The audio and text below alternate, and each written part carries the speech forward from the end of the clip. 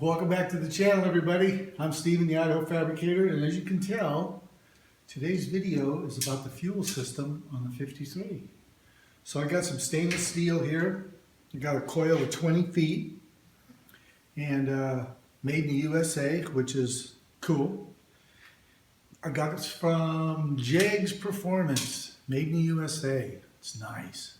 It's already been annealed, so what that means is that it's a little easier to bend, a little easier to flare. So anyway, here's the stainless part of my fuel system. And then I got some stainless steel flex line here. And you can see there's looks like plastic in there. Well, that's actually Teflon. This is called PTFE Hose.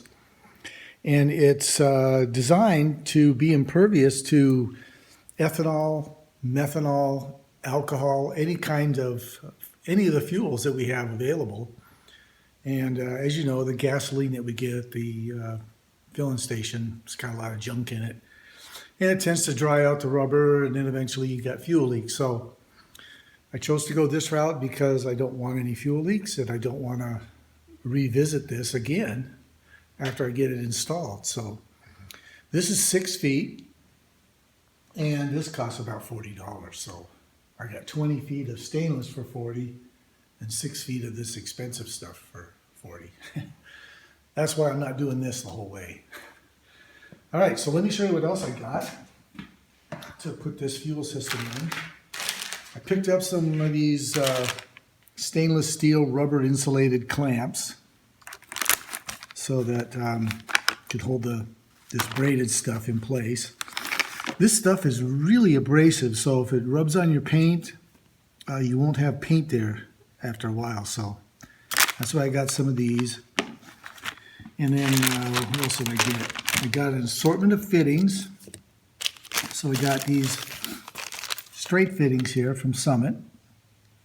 And I got a 90 degree and a 45 degree. These are going to be up for the motor where it goes down to the frame. And these two straight ones here, these are to connect to the fuel pump pressure regulator. And then this is kind of a cool deal here. Instead of those plastic little clips that snap, this is a quick connect for a fuel line for Chevrolet. So instead of those cheesy little plastic clips, this has this threaded part, so this snaps onto the fuel line on the motor, and then you just slip this over the line and thread this on, and it locks it on, so you don't have to worry about it coming off. And then when this will be on the fuel rail, and then this will connect to the flexible hose to this, and then this is going to go down to the frame. So that's for that. And then I got a bunch of these guys here. Same deal that I had on the brakes. This is the sleeve to support the back of the flare.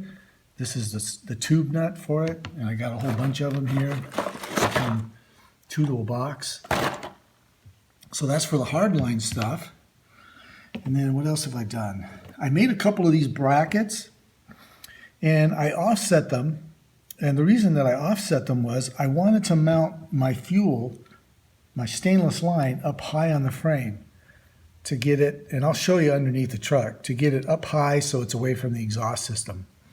And so that's why these guys are offset like that. And what else did I get? Two of those. I got this here, which I'm going to try. It is a test kit.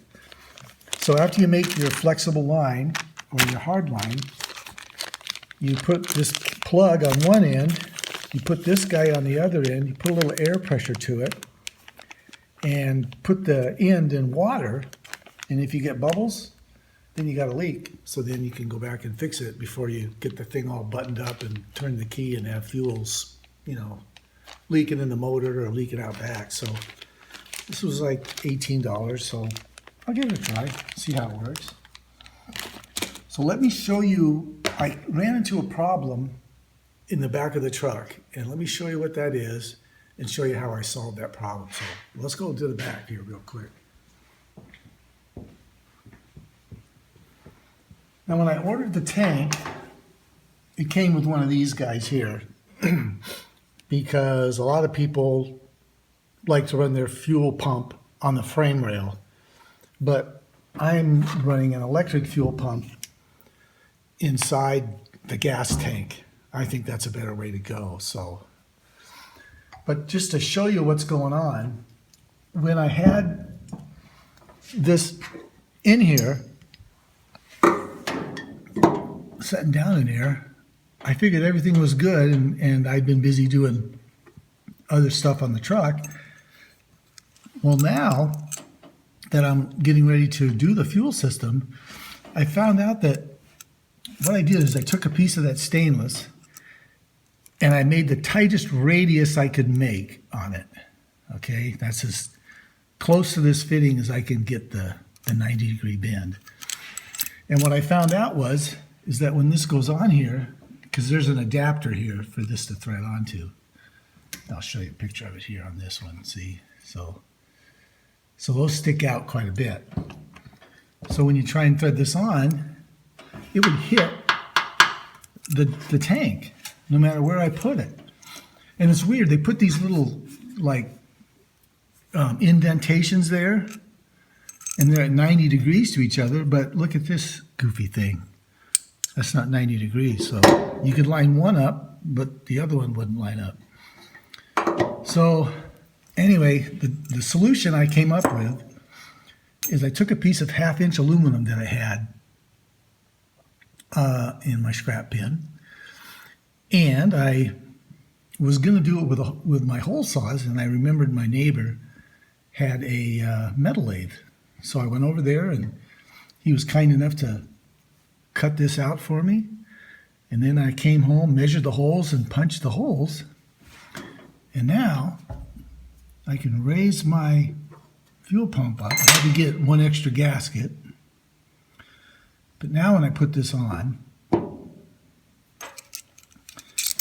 you can see that this doesn't even come near the tank. So now I'll be able to run this line down to here, which is the inlet.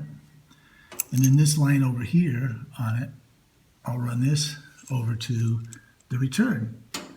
So anyway, if you guys run into a problem where you need some more clearance, just make a spacer out of some aluminum.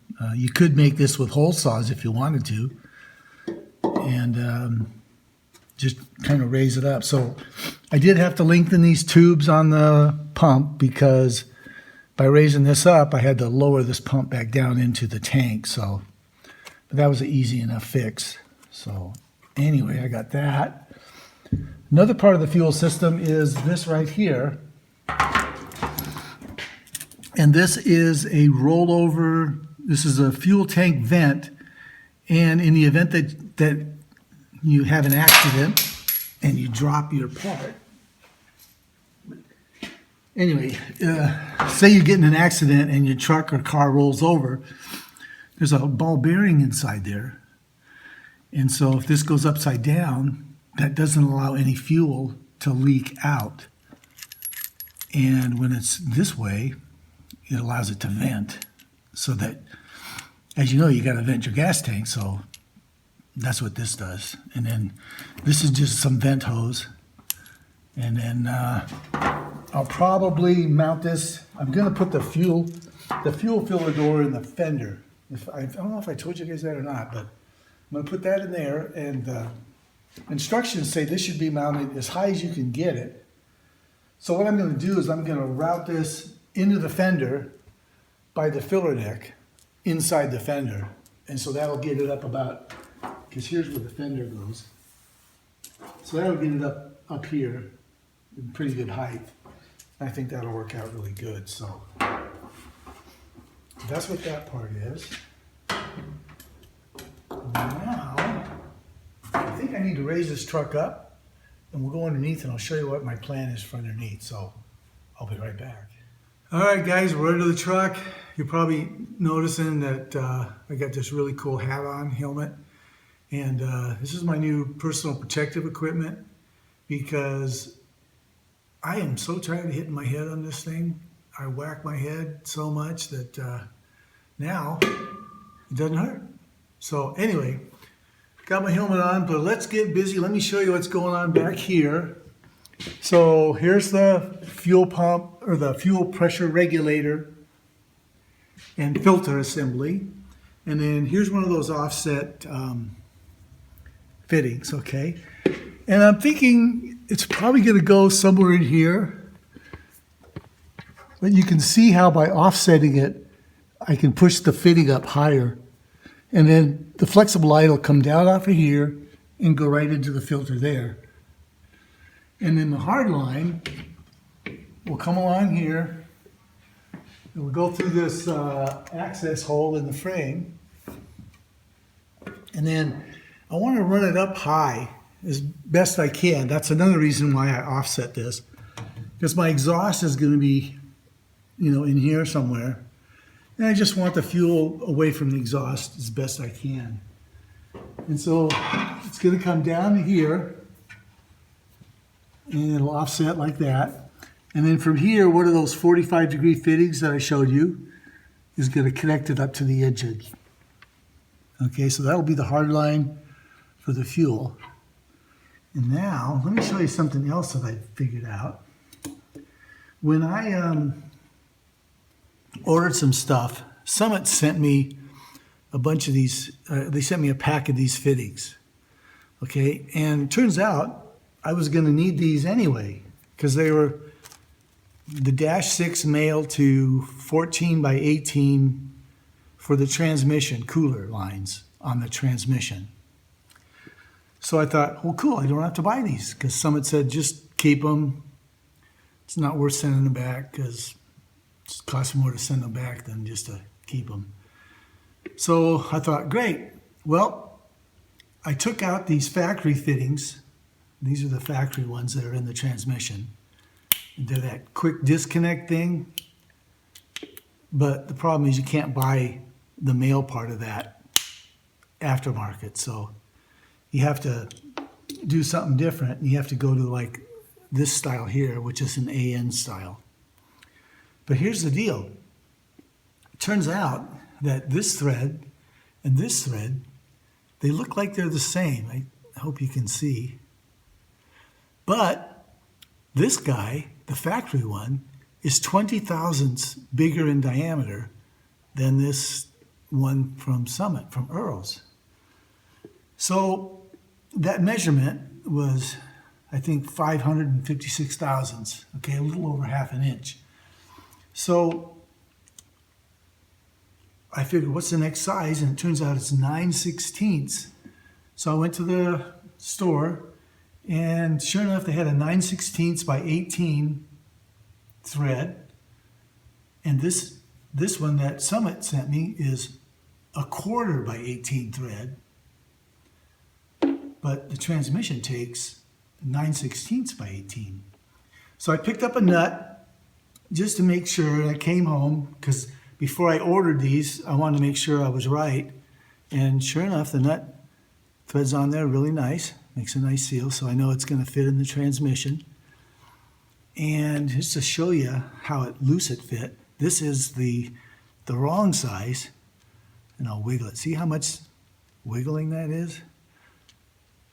Anyway, so I'm just showing you this so that you guys can make sure that even though sometimes something threads in, if it's kind of sketchy like that, do a little research, because there's probably a different thread pitch that you need, or thread size. So that's that.